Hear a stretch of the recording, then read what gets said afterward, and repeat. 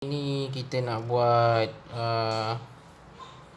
air jus delima untuk buat ubat untuk bayi atau anak yang bawah 2 tahun dia batuk-batuk.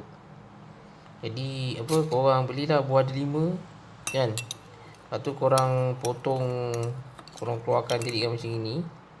Kan dia dah jadi biji-biji macam ni lah, korang asingkan. Kan lepas tu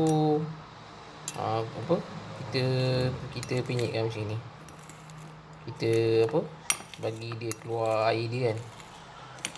Kau ni lah, korang penyetkan sampai dia keluar air dia. Tapi yang ada tempat yang tekan tu bagus juga. Jadi dia terus ni kan, dia terus keluar air dia. Jadi ini memang saya dah cuba buat. Memang berkurangan lah batuk dia. Boleh try. Beli buah delima, lepas tu letak dalam cawan ke bekas je. So korang penyetkan macam ni. Penyetkan sampai dia keluar air dia warna merah tau. Air dia tak banyak sangat sebenarnya. Ni kalau beli mahal ni. Dia akan keluar macam tu.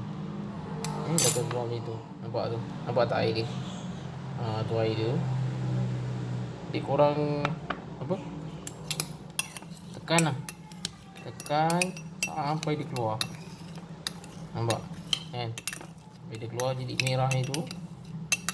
Okey. Lepas tu kita bacalah selawat ke kan, apa ke dekat air ni. Kita doa sikit lah, moga-moga dengan ikhtiar kita buat air delima ni benar-benar besar air ruman dapat menghilangkan batuk, berkahak yang ada pada anak kita. Lepas tu kita ambil seringa macam ni kan. Yang kita dapat untuk ubat tu kita tarik. Kita tarik, kita letak macam ni kan. Nampak? Kita tarik.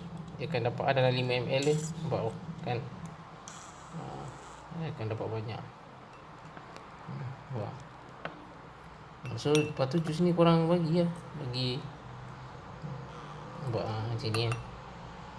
So ni dah ni jus dia. Jus ni. So ni kita bagi anak kita yang batuk tu. Kita bagi je dia minum. InsyaAllah lah. Ikhtiar. Dengan izin Allah. Batuk anak kita tu berkurangan lah. Sebab bayi bawah 2 tahun ni dia tak boleh makan ubat. Jadi kalau dah setahun tu kita dah boleh bagilah. So selamat mencuba. Bolehlah tolong like dengan subscribe. Okay, thank you.